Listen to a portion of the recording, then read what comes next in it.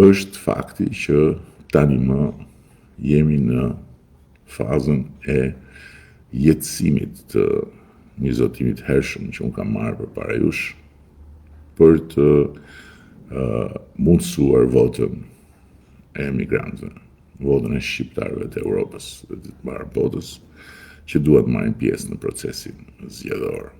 Dhe jetësimi po ndodh tani më zarfat e KQZ-s po shpërndahen. Gjithandej, me sa e kam parë, procedura është e thjeshtë, është standarde, sigurisht duhet parë me vëmendje udhëzimi i KQZ-s, sepse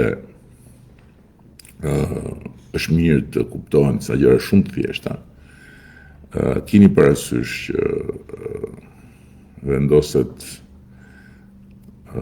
një shënim kryq viz rreth, po brenda kuadratit ku shkruhet numri 5. Dhe vetëm aty, në çdo kuti tjetër, vota juaj është juridikisht e vlefshme, por politikisht e pavlefshme, sepse është e hedhur në kotsinë e përgjithshme jashtë territorit të shumicës. Që në ditën e sotme, në këtë moment historik, duhet të jetë një shumicë përtej shumicës Partisë Socialiste për të realizuar me sukses negociatat në Bashkimin Evropian. Dhe kjo është gjë më e rëndësishme për të gjithë ju, përtej fanelës së partive. Dhe pastaj, sipas dëshirës, edhe një preferencë të vetme në gjithë listën e emrave sipas qarqeve. Pra ne kemi ndërtuar një sistem ku secili voton në qarkun e vet, pavarësisht se jeton jashtë. Dhe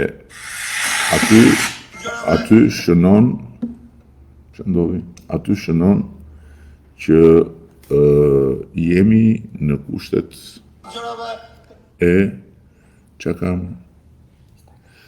Instagrami po bërtet. Në mungesa e vëmendjes ndihet i pa përfillur në të njëjtën njësi kohë dhe vëmendje si Facebooku dhe ka shumë të drejtë, por nuk du t'i shqetësoj shumë miqtë e Instagramit se janë i qik më kështu kuller ata e kanë i qik më ndryshe kodin e komunikimit. Megjithëse të sharat janë më të hidhët, më të shpejt, më të shkurt, i bin shumë më shkurt kur shajnë. Kështu s'ka dhe çaj komenton. Pra, me shumë kujdes udhëzimin e KQZ-s